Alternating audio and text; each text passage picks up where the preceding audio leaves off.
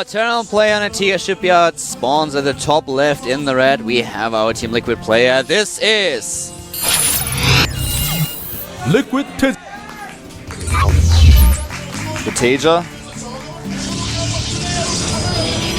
Very unlucky last game. His opponent, the bottom right, from the team LGIM, 1 win away from the round of 8. His ideas. the force field feed. I like that a lot. LGIM seeded. The one thing that must cross TaeJa's mind right now is the following. Statistically speaking, Violet is not the best player against Terran. He has to face one of the best in his next match, in the losers match actually. He has to face MVP. So it might be the case that MVP is going to triumph over Violet, and then the loser of this match has to face MVP. And this is the one thing that TaeJa did already today, but I would not be comfortable playing MVP again, if I am honest with you. He's a great player, and he will learn so much just over the course of one game, one map, and TaeJa did an awesome job against MVP. But I think for him, this is going to be really tough if he has to face the LGIM player again. Yeah, I think you're so right. Neither one of these players wants to face MVP. Seed would probably feel comfortable playing against Violet again, I would say, based on how he was able to defeat him pretty easily, arguably. But Seed now going to come up here. He's blocked out of the Terran player's base, but this usually indicates a 1-Rax expand. And again, Seed is up 1 game, so he's going to feel less stressed out mentally. If he were down a game and he saw this, he'd be so frustrated right now. But now he knows, okay, probably 1-Rax expand if you're hiding something. I can actually, if I want to, even scout a little bit later, get my robo up later, just because it's pretty likely that you're going to be doing this, and I'm up a game, so I'm not scared. At this point, he definitely can just try to relax a little bit, and he can even pull something. He can take a gamble. He can take a risk here. This is quite often what you have to do. If you want to go ahead, you have to gamble a little bit. You have to take a risk. This is one of the things that a lot of players actually criticized in the early days of StarCraft. He's putting his probe up here. He may 4-gate again. What if he hides 3 gates? He's putting a pylon, man. There's a reason for this. He may actually hide 3 gateways and do a second 4-gate. That might... He's chrono boosting warp gate research. Completely catch TaeJa unaware. If he kills this SCB now... With a Stalker... Oh, he's chronoing only warp gate research, man. He is definitely going to do it. 100%. He has sent his probe home, though. But that pylon does indicate he could use it as a forward warping point. I'm a little bit surprised, actually, that he sent the probe home. Trying to faking out here with the SCV, job well done, but let's see how many gateways he's going to have. No, he's just going to make a Nexus, okay. That's a Nexus. It could be a Nexus cancel build, but I don't think so. He's making a Sentry. You would never make a Sentry with a 4-gate build, at least not a fast 4-gate. Okay, I was wrong. He's actually spotting him. Yeah, he's actually just so good at scouting. TaeJa showed on the... Oh, no, he's not. He was spotted by the pylon, but it all doesn't work the other way around. And the Stalker actually going to catch this Marine. He's gone up to 3 gates. He's going to put some pressure on after this, using that forward warp and pylon. The ramp this wide, the bunker actually being put to the right side, it means that Stalkers may be able to run up again. He's harassing at the natural with that Stalker, in fact. Sees the bunker on the right side. Why would you put the bunker here? I'm a little bit surprised at that myself.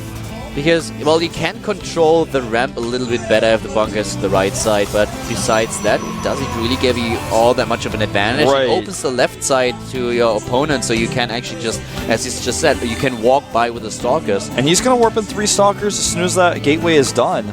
Right at that forward pylon, most likely. Start putting some pressure on. Actually, he hasn't moved his units from his main. Okay. Oh, here we go. Okay. Like you said, Seed could take a risk here because he's ahead, and he does. I like this. People probably think I only like all-ins at this point, as the Process do, but I like macro builds too, but I really like all-ins. I'm still a little bit baffled by this placement of the bunker. There has to be a reason for this. There's no chance that TaeJa just does it on a whim. So why exactly is he doing it? Now he's adding a second one. Maybe that was his plan all along. Yeah, it has to be. That's why he builds a second bunker. At the very Everything least, else doesn't make a lot of sense. At the very least, now he's probably like, I made this bunker here by mistake. That's a possibility, and he's just going to fix it.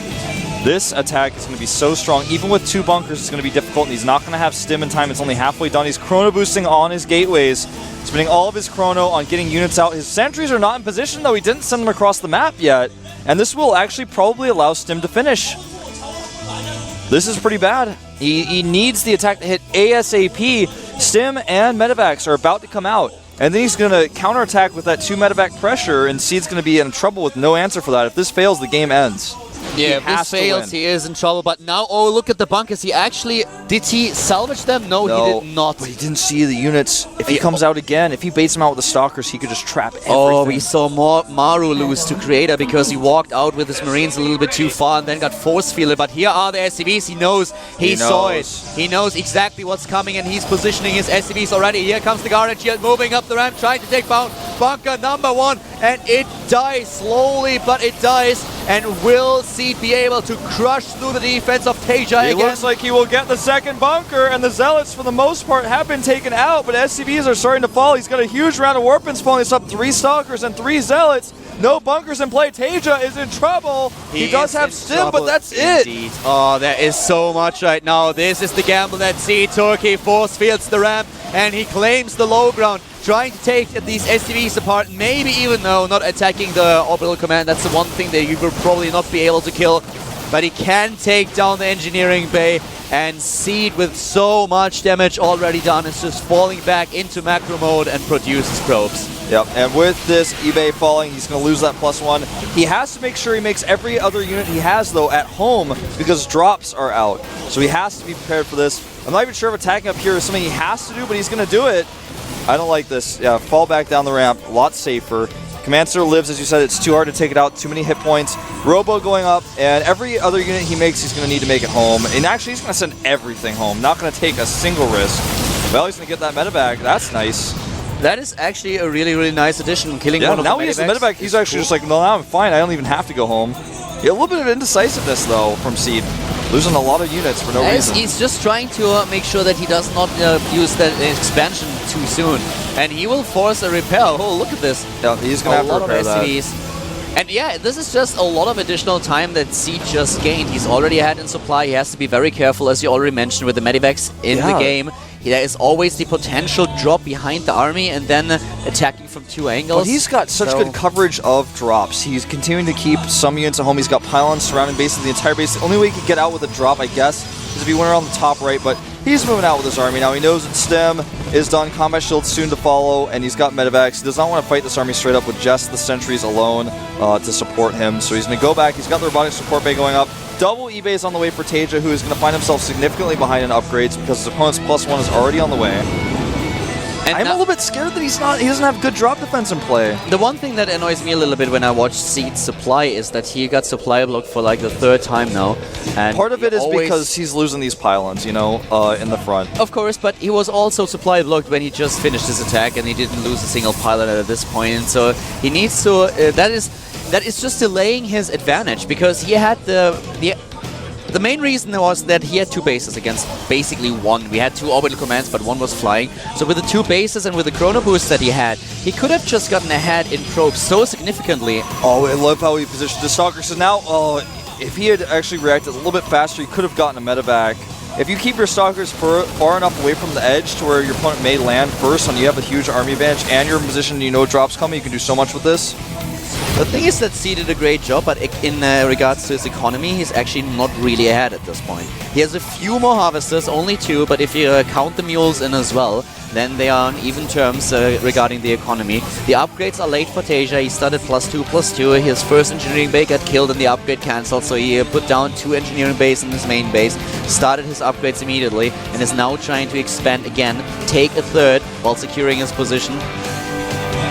It's going to be tricky. Good position for Seed, though, still. With his robotic support bay up, he's getting his Colossi out. Yeah, he has a good tech. And his 2 Colossus timing attack against the 3rd base of TaeJa is going to be pretty hard to stop.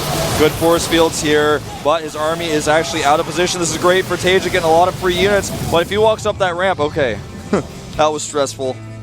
The problem is that there is just nothing to deal with those Colossi. We have we will have 2 Colossus. 2 with range. Seconds with range and not a single Viking.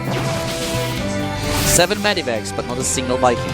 and he still doesn't build Vikings, even though he spotted his opponent's Colossi. He doesn't do anything like this. A great Concave here set up, but wow, with this firepower, Seed is just stomping those Marines. He's got +1 on all these units. +1 armor just finished, but it's too late. Seed getting some more free hits as these units retreat. Forward piling going up. The second Colossus is walking across the map to join his brother. And they will end this game. He's going to actually need to cancel his command center. I'm not sure why he thinks he can keep it. Well, he's not even going to attack it. Finally, we have 2 Vikings being produced, but they are so late. They are so late. And with this many Stalkers in the mix, I don't know. The supply depots, they are taken out, and now TaeJa is supply blocked as well. He's trying to rebuild them, but he's supply blocked. He doesn't have a lot of Vikings. One of the Vikings dies immediately. The force fields cut off a chunk of the army. And TaeJa, he is just going to die here. Yeah, Seed is pulling this off. Look at those force fields, man. Oh wow. My god. And that is that's tough to watch, but TaeJa will not be advancing to the round of 8, at least not yet. He's going to have to play against the winner of the losers match. GG. Calls down the mules and GG, and Seed advance. Look at him throwing away those earphones. He's like, yay. And in those games, Seed revealed that he was not comfortable playing against TaeJa at all. That's for sure. He did well though. He advances to the round of 8 as the first of this group. Very well done. And TaeJa is like, okay, that did not work out too well. Let's see who am I going to face as my next opponent. You know, IM players are so good at the individual league. They just prepare so well. I'm just always amazed to see players like Seed who kind of like shoot up like Happy, for example, when he made it to the round of 4. It's like, well, where'd he come from? And then he just suddenly wins everything, and his builders seem really well planned. You know, IM does poorly in the team league historically compared to other teams, but in the individual league, crazy team.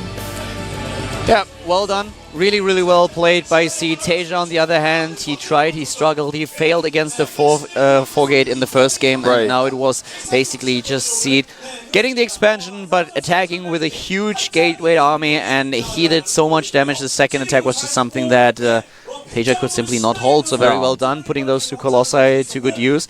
And it is Seed who advances out of the group, and we are, of course, now heading into our next match. After a short break, we have a game between MVP and Violet coming up. Yeah, our losers match. Whoever loses that, they're just going to be, they're not going to fall out of Codes or anything like that, but they're done for this season, so we'll see him next season in Codes. So it's a pretty intense match. MVP could be out here if he loses. Exactly. If MVP loses to Violet, then he is out of Codes for now. So this is something that we are going to find out later on.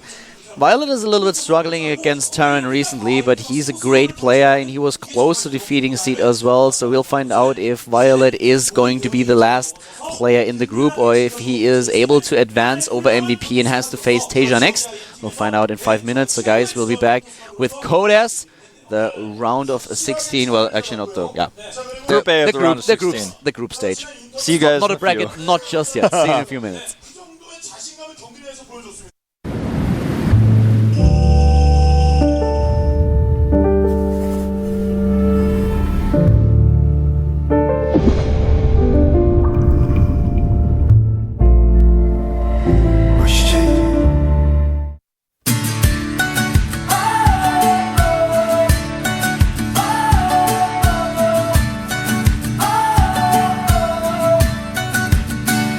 You could read 1,000,000 pages, know the words and all the phrases. You could try to turn a lie into the truth.